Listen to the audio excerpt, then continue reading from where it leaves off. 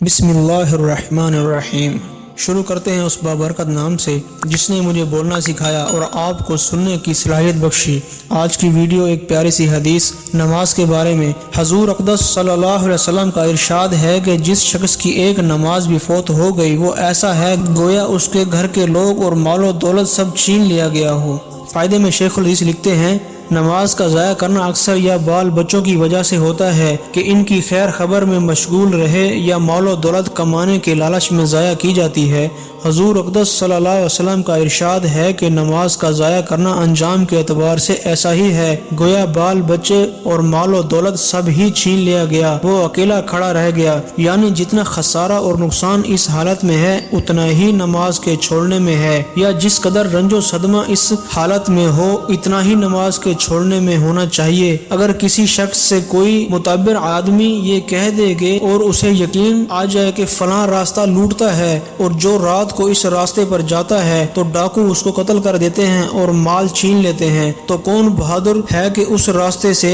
رات کو چلے؟ رات کو درکنار دن کو بھی مشکل سے اس راستے کو چلے گا، مگر اللہ کے سچے رسول صلی اللہ علیہ وسلم کا یہ پاک ارشاد ایک دو نہیں کئی حدیثوں میں وارد ہوا ہے، اور ہم مسلمان حضور صلی اللہ علیہ وسلم کے سچا ہونے کا دعویٰ بھی جھوٹی زبانوں سے کرتے ہیں، مگر اس پاک ارشاد کا ہم پر کتنا اثر ہوتا ہے ہر شخص کو خود ہی معلوم ہے۔